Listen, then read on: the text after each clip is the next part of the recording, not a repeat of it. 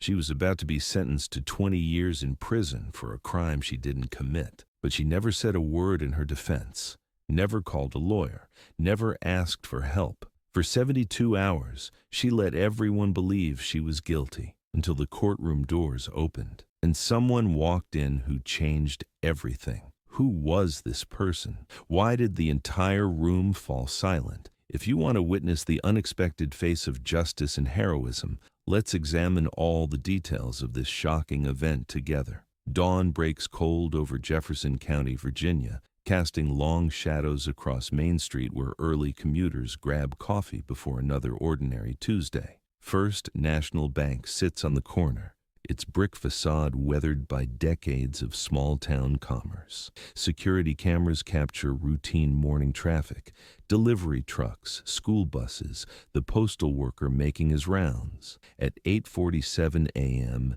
everything changes. A figure in a dark hoodie and jeans approaches the bank's front entrance. Average height, average build, moving with purpose but not urgency. The footage is grainy, shot from 40 feet away, but clear enough. Someone who appears to be a woman enters the building. 3 minutes later, the same figure exits, carrying a black bag. Movement is quick but not panicked. Cameras track the figure for 2 blocks before losing sight. When bank manager Sarah Chen opens the vault, she discovers $47,000 missing. Security footage is clear. Woman, approximately 5 feet 6 inches, dark clothing. Police respond immediately. Detective Mike Rodriguez has 10 years experience. Robbery specialist, known name in town. As he reviews security footage, something catches his attention. This woman looks professional, not amateur. Put out an APB, he tells his partner, Detective Wallish. 5 feet 6 inches, dark-haired female, probably local. At 2:30 p.m., a woman is spotted on Pine Street.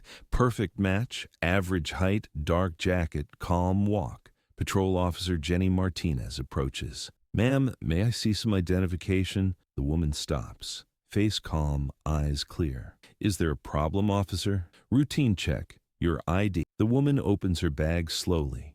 Movement trained, non-threatening. But there's cash in her wallet. A lot of cash, and no identification. "Ma'am, I'm placing you under arrest in connection with the bank robbery." The woman doesn't resist. The sound of handcuffs echoes metallically in Pine Street silence, but Martinez notices something. As she applies the cuffs, the woman's wrists, muscled, hardened. There are scars, old ones. These hands have a story. And the woman doesn't flinch at the sound of handcuffs. Most people panic the first time they're cuffed.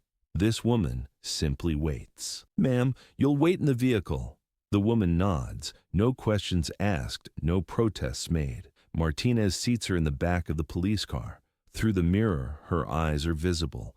Calm, calculating, not desperate at all. The car radio crackles. "Unit 7, suspect secured." "Copy that, dispatch." "Suspect in custody, heading to county." Throughout the drive, the woman says nothing. Watches outside, taking mental notes, it seems. Every intersection, every building, every escape route. Martinez has seen this behavior before, in people with military training. Jefferson County Detention Center is one of Virginia's oldest prisons. Built in 1962, renovated several times, but the basic structure remains the same. Brick walls, old fluorescent lights, metal doors. The corridors smell of disinfectant and the weight of time. The woman says nothing during the booking process. Jailer Thompson has 20 years' experience. He's seen every type of person, criers, shouters, pleaders, threateners. But this woman can't be categorized. "Name?" Thompson asks, form ready. Silence. The woman looks at him but doesn't answer. "Address?" More silence. Thompson puts his pen on the desk. "Ma'am, if you don't talk, things get harder. Contacting a lawyer, bail hearing, family notification, all difficult without your name." The woman looks at him. No fear in her eyes, no anger, no regret, just waiting. As if she knows time moves differently for her, as if she knows how this process works and is playing it patiently. "You have the right to a phone call," Thompson says. "Do you want to use it?" The woman shakes her head. Number Thompson is surprised. In 20 years, this is the first time someone has declined their phone call. Lawyer? Again, no. Family member, friend, employer? Each time the same calm head shake. Number Thompson fills out the form. Jane Doe, uncooperative, no contacts provided. During fingerprinting, Thompson examines the woman's hands. There are calluses, but not normal ones.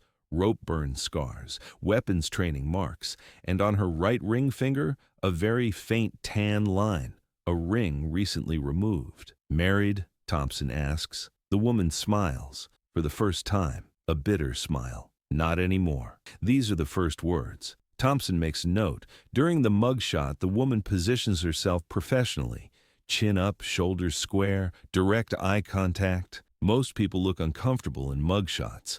That woman looks like a commanding officer. She's placed in cell 7B, 6 by 8 feet, metal bed, small sink, toilet, concrete block walls, no window, just a small skylight. 3 days of waiting begin. Guard Rodriguez, same last name as the detective, not related, notices something during his shift. This woman isn't like the others. She doesn't cry, doesn't yell, doesn't ask for phone calls, doesn't ask about commissary. She just sits, thinks, waits. First day, meal tray arrives. The woman eats systematically. Protein first, vegetables, carbs last. Military dining habit, returns the tray perfectly organized. Second day, exercise time is offered. The woman accepts. 20 minutes in the yard, methodical workout. Push-ups in perfect form. Sit-ups with controlled breathing. Other inmates watch. This woman is an athlete. Third day, medical check is mandatory. Nurse Patricia Williams examines the woman. Any medications? No. Medical conditions? No. Allergies? No. Williams places the stethoscope. Heart rate perfect. Blood pressure ideal. You're in excellent shape. Thank you. Military? The woman pauses. Once. Branch? Another pause. Naval. Williams makes a note. How long? 12 years. Why'd you leave? Long pause. I didn't. Williams is confused. You said once. I said I was military once. Didn't say I left. Rodriguez tells his shift partner, Garcia, strange. It's like this place isn't foreign to her, and she's constantly mapping doors, windows, escape routes mentally. Maybe paranoia, number training, professional training. James Mitchell is a 20-year public defender, University of Virginia Law School graduate, 2003, summa cum laude, passionate about criminal defense, social justice warrior, but also pragmatic. Plea bargains, reduced sentences, damage control. He's seen thousands of cases, worked with every type of client, drug dealers, domestic violence, DUI, petty theft. But this woman is outside the category. Mitchell enters the small interview room. Metal table, 2 plastic chairs, recording equipment. The woman is already sitting, handcuffs behind her back, perfect posture, direct eye contact. I'm James Mitchell, public defender assigned to your case. The woman nods. Good morning, Mr. Mitchell. You know my name? James Robert Mitchell, University of Virginia Law, 2003 graduate, graduated summa cum laude, thesis on Fourth Amendment protections in digital age surveillance, law review editor junior year. Married Lisa Catherine Morris, 2005. Small ceremony in Charlottesville. 2 children. Thomas, age 8. Sarah, age 6. Current address 412 Maple Street, Jefferson County. Wife works part-time at County Library. You drive a 2018 Honda Civic. Need new brake pads. Mitchell freezes completely. His pen drops from his hand. How do you know all this? I enjoy research. And I've had plenty of time the last 72 hours. But you haven't had access to phone, internet, books. The woman smiles slightly. Mr. Mitchell, research skills can be quite varied. Mitchell gathers himself. Okay, whatever your background, you need to talk to me about this case. Bank robbery is a serious charge. Federal jurisdiction possible. 20 years minimum. I understand the stakes. Then help me help you. What's your name? Call me Alex. Alex what? Just Alex for now. Where do you live? Various places. Occupation. Consultant. What kind of consultant? Security. Mitchell takes notes quickly. Security for whom? Government contracts. Federal government? Pause. Sometimes. Alex, if you have security clearance, if you work for government, there are protocols.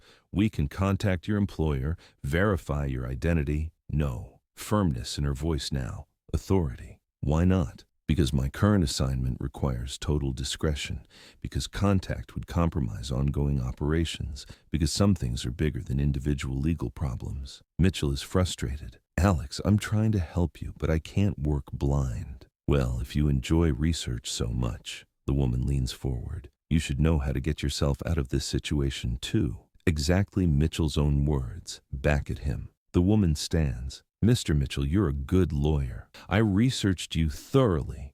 Trust me, everything will work out. How can you be so confident? The woman smiles, genuine this time, warm. Patience, Mr. Mitchell. Everything has its time. Mitchell leaves confused but intrigued. Something major about this woman. Something hidden but powerful. When he returns to his office, Assistant Sarah asks, how'd it go? Strangest client I've ever had.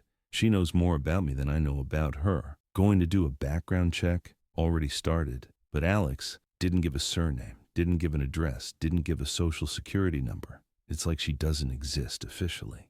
Ghost? Or someone very important trying to stay invisible? Jefferson County Courthouse dates from 1887. Built just after the Civil War. Hand-carved wooden benches, ornate railings with original craftsmanship, columns reaching to the ceiling that bear the weight of justice. The building was renovated in the 1960s and 1990s, but character preserved. This morning it's filled beyond normal capacity. Word has spread in the small town. Mysterious woman, bank robbery, no name, no lawyer contact. Curiosity at peak level. In the main gallery, spectators sit in red velvet-lined benches. Local retirees, court watchers, curious citizens. Front row has Mabel Jenkins, 78, who comes to every criminal case for 40 years. Better than TV, she always says. Reporters have come from Portland papers. Lisa Rodriguez, same last name as the detective, not related. Crime beat reporter. Camera crew ready, notes prepared. And noticeably, several men in dark suits positioned at strategic points in the room. Too well-dressed for locals, too alert for tourists. Eyes constantly moving, assessing the situation. Behind the scenes, courthouse staff are curious. Clerk Margaret Wong has received phone calls all morning. Who's the Jane Doe? What's the case about? Can we observe? Bailiff Johnny Carson, different person, not the comedian, has 25 years courthouse security, weapons trained, crowd control certified. But today feels different. Those men in suits, possibly federal officers. Judge Eleanor Morrison has 30 years experience. Appointed to the bench 1994, re-elected twice unopposed. Criminal law specialization, fair but firm reputation. Has handled thousands of cases, every imaginable situation. DUI, domestic violence, drug possession, assault, theft, even murder. But this morning, there's a strange feeling inside. In the preparation room, she reviews case files. Jane Doe. No prints in system, no criminal record, no identification. Unusual for bank robbery suspect. Typically career criminals, repeat offenders, desperate addicts. This case doesn't fit patterns. Court reporter Sandra Kim has her machine ready, steno prepared. Proceedings will be officially recorded. 9:30 a.m. sharp, the gavel sounds. All rise. Court is now in session. Honorable Judge Eleanor Morrison presiding. The gallery stands. Shuffling shoes, rustling papers, creaking chairs. Please be seated. Case number 2024, CR 1847, Commonwealth of Virginia versus Jane Doe. The side door opens. Bailiff Carson leads the defendant in. Orange jumpsuit, handcuffs, ankle shackles. But something different. The woman walks with military precision. Head up, shoulders back, measured steps. No shuffling, no head down, no defeat. The gallery murmurs. This doesn't look like a typical defendant. She sits gracefully despite restraints, back straight, hands folded, eyes forward, posture of someone comfortable with authority. not afraid of it. Public defender. Mitchell waits at the table, case files scattered, notes messy. Nervous energy contrasts with the woman's calm demeanor. Prosecutor Robert Chen, different from bank manager Sarah Chen, from the district attorney's office. 20 years experience, 87% conviction rate. Bank robbery cases usually transfer to federal jurisdiction, but still the state's initial responsibility. Judge Morrison reviews the docket. Charges: armed robbery in the first degree, use of firearm in commission of felony, failure to provide identification to law enforcement. How does the defendant plead? Public defender Mitchell stands, nervous, dropping papers. Your Honor, my client, we need more time to review. Evidence discovery incomplete. Voice trailing off, confidence lacking. Judge Morrison looks impatient. Mr. Mitchell, this is arraignment. Simple plea entry required. Yes, Your Honor, but my client has been uncooperative regarding identification and sudden silence. Mitchell realizes something's wrong. The gallery is turning, looking toward the back doors. Sound of heavy footsteps, measured, deliberate military precision. The doors open. The heavy wooden doors slowly open, and Jefferson County Courthouse's 137-year history witnesses a scene never before seen. First impact is visual. Rear Admiral William Hayes' silhouette fills the doorway. 6 feet 2 inches, broad shoulders, 30 years of naval service bearing. Light behind him creates dramatic effect. Figure emerging from shadow into courthouse fluorescent lighting. The first footstep is metal-soled, rhythmic, disciplined. Military dress shoes, polished, mirror-bright, striking hardwood floor. Sound echoes in the suddenly quiet gallery. The room begins to turn. Heads turning row by row, whispers stopping mid-sentence, papers lowering, cell phones forgotten. Full dress, blue uniform in pristine condition, every button gleaming, every crease razor sharp, every detail perfect. White gloves in left hand, cover, hat under right arm, regulation position, extensive chest decorations, defense distinguished service medal golden star, silver star with oak leaf cluster, bronze star with V device for valor, purple heart, combat action ribbon, Navy commendation medal, multiple deployment ribbons, 30 years of service, compressed into colorful rectangles on chest. Uniform specifics: 4 gold stripes on sleeves denoting captain rank equivalent, admiral star on shoulder boards, gold braided aiguillettes marking aide-de-camp service, unit citations, campaign medals, everything regulation, everything earned. Behind him, 2 equally formal officers, Lieutenant Commander Sarah Williams, Navy JAG Corps legal specialist, Major Robert Torres, Marine Corps liaison, security escort. Same measured steps, same military bearing.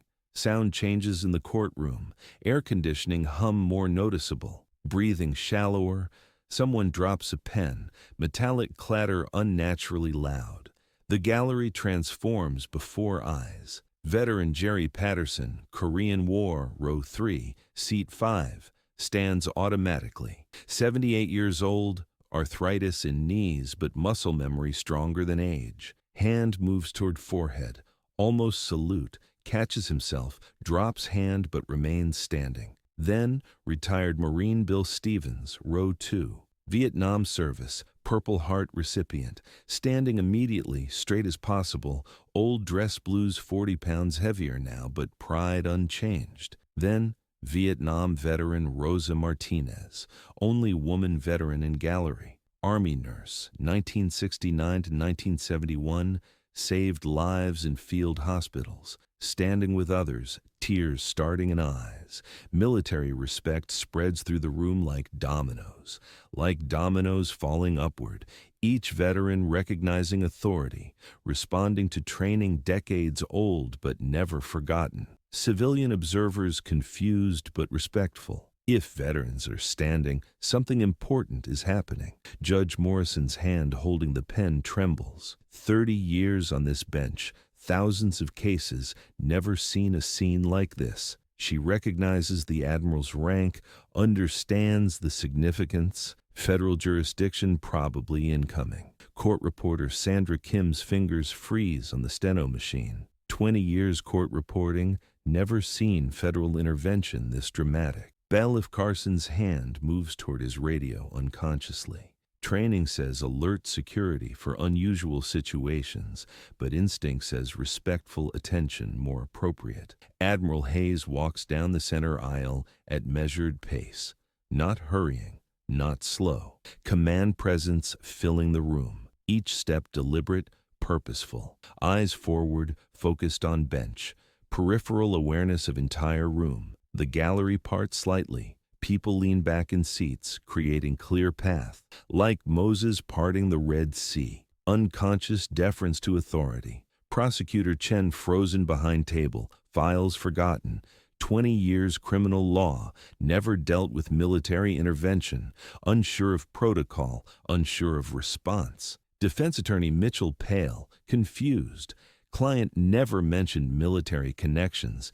Case just became exponentially more complex. And the defendant, the woman no longer Alex, something more. First time since arrest showing emotion. Not surprise, not relief. Recognition, like a piece of puzzle snapping into place. Admiral Hayes reaches the counsel table. Stops precisely. Looks at defendant briefly. Nod almost imperceptible. Then faces bench. Your Honor. Voice carries authority effortlessly. Not loud, but command presence making every word clear throughout room. Trained for giving orders, briefing superiors, addressing Congress. Courtroom acoustics perfect for military bearing. Judge Morrison straightens unconsciously. 30 years bench experience responding to something primal. Rank recognizing rank. Authority acknowledging authority. This proceeding involves classified information, requiring national security clearance for proper adjudication. Sentence structured like military briefing. Clear, direct, no wasted words. Information delivery optimized for decision makers. Prosecutor Chen jumps up instinctively. Your Honor, this is highly irregular. We have procedures, jurisdictional protocols. Voice becoming smaller as sentence progresses. Realizes magnitude of situation growing beyond state court authority. Admiral Hayes turns slightly. Not full turn, just head movement. Eye contact with prosecutor. Single look. Not threatening, not aggressive. Simply definitive. Look that ends discussion. Chen sits, heavily. Files scattering. Admiral, Judge Morrison's voice steadier now. This court recognizes federal authority in matters of national security. However, proper documentation. Admiral Hayes reaches inside dress blue jacket. Movement careful, respectful of courthouse security. Withdraws sealed envelope. Official seals visible. Federal markings clear. Your Honor, documentation as requested. Approaches bench slowly. Bailiff Carson steps forward automatically, then recognizing no threat, steps back. Judge Morrison accepts envelope. Federal seal unbroken, official weight in hands. Opens carefully. Gallery holds breath. 30 seconds silence while judge reads. Face changing. Expression shifting from judicial skepticism to something approaching awe. Reads twice, looks up at defendant, down at document, up again. Voice, when speaking softer than usual, respectful. This document indicates pause. 30 years judicial experience processing unprecedented situation. This document indicates defendant is Lieutenant Commander Alexandra Chen, United States Navy, currently serving under classified assignment, operating under deep cover for matter of national security. Gallery explosion. Not loud, but profound. Whispers, gasps shifting in seats. 40 people trying to process information simultaneously. Admiral Hayes raises hand slightly. Not command gesture, just attention request. Silence immediate. Your Honor, Lieutenant Commander Chen has served Navy intelligence 12 years. Specialized missions, counterintelligence, threat assessment, security penetration testing, current assignment, 3-month undercover operation along eastern seaboard investigating financial crimes network with potential terrorist funding connections. Each sentence measured official briefing-style delivery. The defendant, Lieutenant Commander Chen, speaks for the first time since arrest. Your Honor, my operation remains active. Identity disclosure creates national security risk to ongoing investigation and endangered asset recovery. Voice completely different. Authority replacing vulnerability. Training replacing uncertainty. This person is command qualified, decision maker, professional warrior, but also first crack in cover identity. Real person emerging. Judge Morrison's hand returns to document. Lieutenant Commander, this operation involves Jefferson County financial institutions. Yes, ma'am. First national bank robbery was simulated event designed to establish cover identity within target criminal network. Actual robbery suspects will be apprehended within 14 days based on intelligence gathered during my incarceration and court proceedings. Detective Rodriguez stands from the gallery. 20 years law enforcement, never heard confession like this. Wait, you mean you know who actually robbed the bank? Admiral Hayes looks at Detective. Professional recognition, law enforcement to law enforcement. Detective, full briefing will be provided. Coordination required for final phase operations. But why let yourself be arrested? Why go through this? Lieutenant Commander Chen turns slightly, first time addressing gallery directly. Deep cover requires complete commitment. My identity had to withstand police investigation, jail booking, court proceedings. If I'd avoided arrest, claimed diplomatic immunity, or revealed identity prematurely, 18 months of intelligence gathering would have been compromised. Pause. Gallery absorbing implications. 7-person criminal network would have escaped justice. $2.3 million in recovered funds would have remained stolen. And potential terrorist financing operation would have continued undetected. Numbers sinking in. This isn't simple bank robbery case anymore. Your Honor, Admiral Hayes continuing, Lieutenant Commander Chen identified actual robbery suspects during her incarceration. Network extends beyond Jefferson County into 3-state area. Joint operation with FBI, Treasury Department, and Homeland Security launching within 72 hours. Judge Morrison processes information. 30 years criminal law not preparing for this level of federal coordination. Admiral, if this is accurate, state charges must be dismissed immediately. Yes, ma'am. Federal jurisdiction transfer requested. All evidence, witness statements, and intelligence gathered will be incorporated into federal case. She raises the gavel, pausing before striking. Motion granted. All charges against Lieutenant Commander Alexandra Chen dismissed. Federal jurisdiction acknowledged. This court expresses gratitude to defendant for service above and beyond duty requirements. The gavel strikes, sharp crack echoing through silent courtroom. Outside the courthouse, chaos.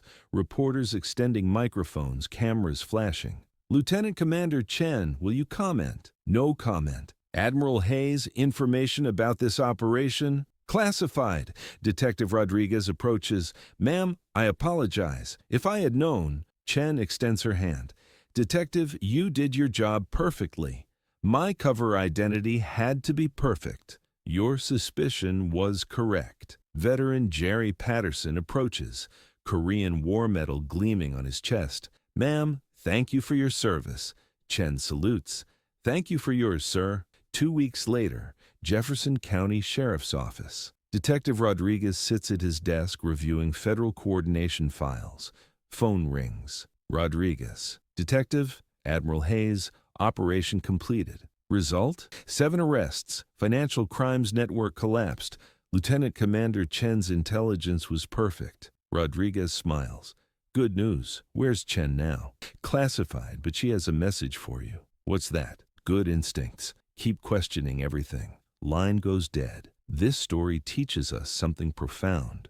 Sometimes the person in handcuffs is the one keeping us safe. Sometimes the criminal is the hero. Sometimes real service happens in shadows, and recognition comes not from medals, but from understanding. Everyone in that courtroom in Jefferson County that day will remember that moment for the rest of their lives. The Admiral's entrance, the silence, the respect, and most importantly, how deceiving appearances can be. Because real heroes don't wear capes. They wear handcuffs when necessary. They stay silent when required. And they serve, even when no one knows they're serving. Heroes walk among us. You just don't see them, unless you know how to look.